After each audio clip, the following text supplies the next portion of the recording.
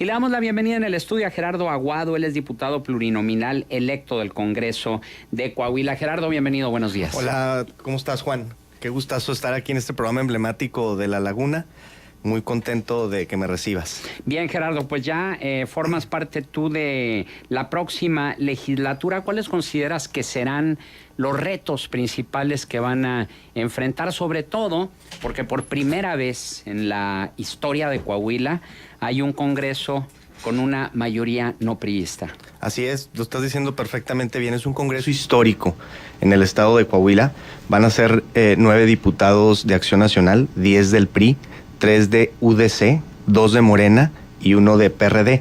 Esto sin duda le va a dar pluralidad al Congreso y yo estoy muy confiado en que aumente el nivel de debate parlamentario por la misma pluralidad. Tenemos muchos retos por delante. Hay cosas que quedan pendientes en la actual legislatura. Hace aproximadamente unos 2 meses se aprobó un sistema estatal anticorrupción que considero descafeinado por diferentes puntos.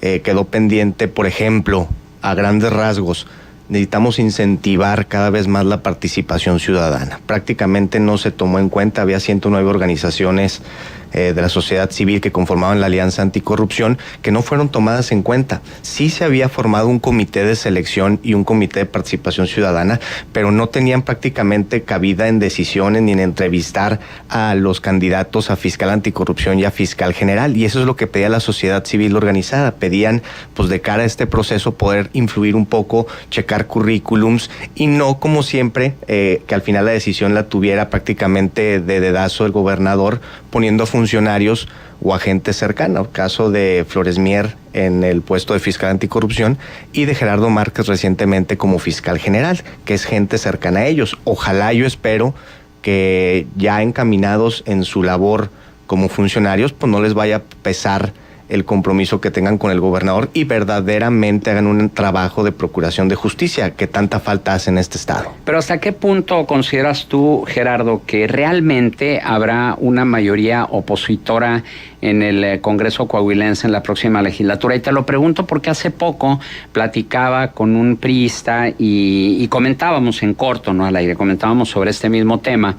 Entonces me decía, fíjate, hubo un presidente de la República que pues no era priista porque el PRI todavía no existía, pero si el PRI hubiera existido hubiera sido priista, porque pues su predecesor fue el que creó el abuelo del PRI.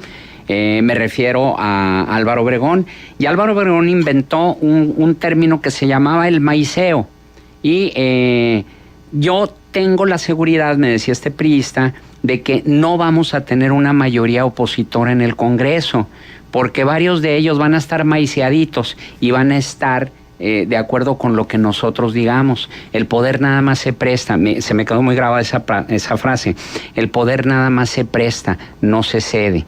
Y nada más ponte a pensar en todos los panistas que ahora ya son priistas, y en todos que siguen siendo de otros partidos, pero siguen apoyándonos a nosotros. ¿Qué opinión te merece? Qué interesante pregunta, porque me la han hecho en otros lados.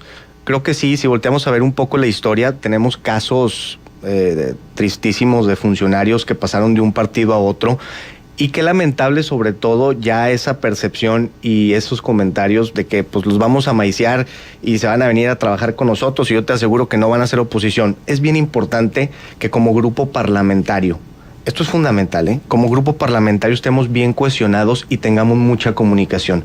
Yo conozco bien, en este caso, Acción Nacional, y he visto desfilar gente que se va al otro partido, al PRI en este caso, y yo te puedo asegurar que en muchos de los casos es una falta de comunicación, falta de hacer política, falta de respeto a la diversidad de ideas, y terminan ellos separándose un poco del grupo, separándose y aislándose, y es cuando el PRI los agarra y los empieza a seducir y los jala para acá. No o una falta de candidatura, ¿no? El hecho de decir, bueno, no me diste la candidatura, me voy para allá. Pero es falta de hacer política al interior de los partidos políticos, y en este caso en el Congreso al interior de los grupos parlamentarios.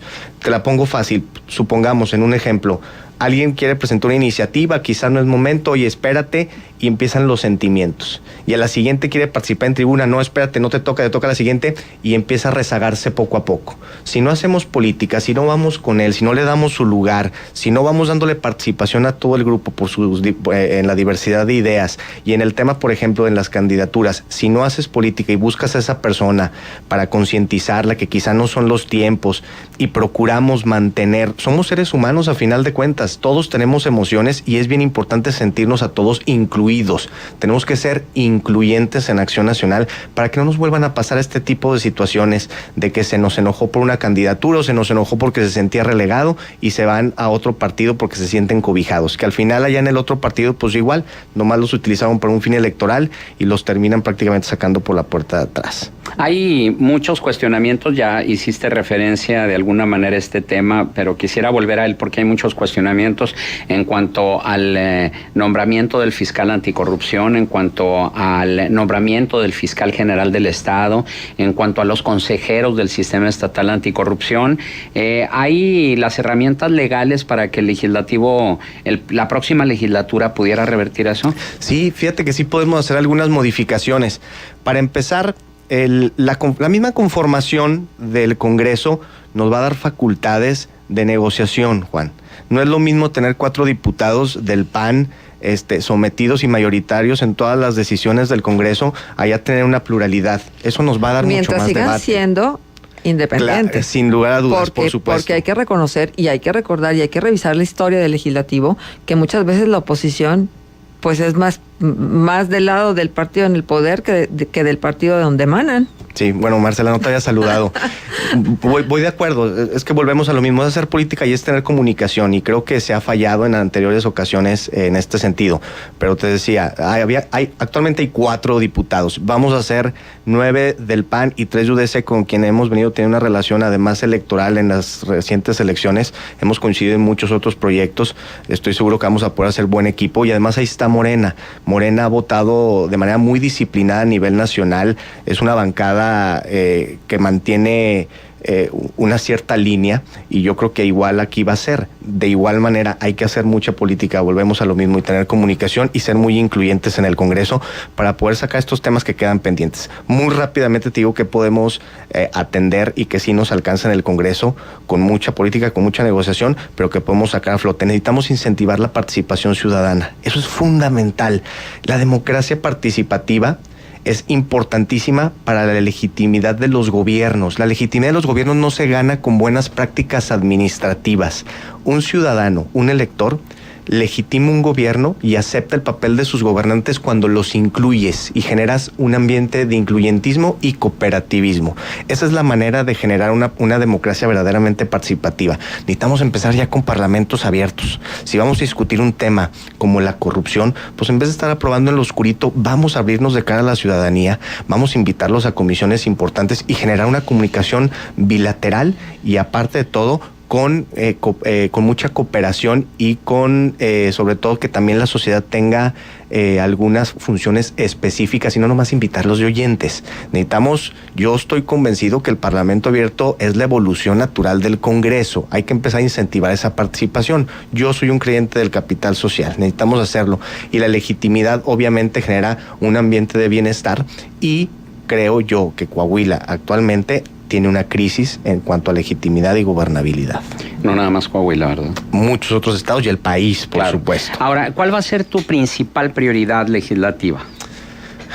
Hay muchos temas, ¿eh? A mí me interesa, por ejemplo, yo lo he vivido en las elecciones, he visto cómo el combate a la pobreza se ha politizado y se ha generado prácticamente la Secretaría de Desarrollo Social, en vez de una secretaría que atienda las necesidades de los que menos tienen, prácticamente es un tema electoral, se usa con fines electorales. Necesitamos poner candados. ¿Quién baja actualmente los programas sociales? Pues las lideresas priistas, y ellas dicen quién sí, quién no. Y ellas no tienen un estudio actual de quién verdaderamente necesita una despensa o el material de construcción. Simplemente a quien le cae bien, a quien vota por el partido que está, en este caso el PRI, son a quienes incentivan con algunos programas sociales. ¿Y cómo es posible que en el combate a la pobreza, pues los números simplemente están en números rojos? O sea, no tenemos verdaderamente avance en este sentido. Hay más pobres año con año.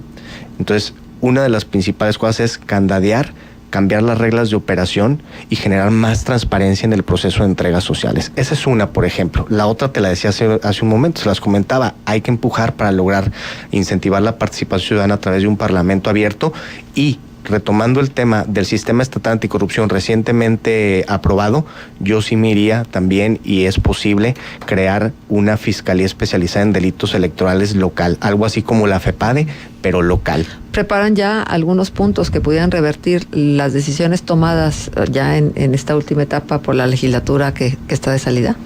Pues en algunos temas, sobre todo en específico el tema anticorrupción. En este tema, en el combate, ahí sí hay varias aristas que podemos empezar a trabajar para poderlas revertir. ¿Qué es lo que te decía hace un momento? Sí. La participación ciudadana, una fiscalía especializada para delitos electorales, y hay que ver incluso otro de los temas que quedaron pendientes fue, por ejemplo, la revocación de mandato.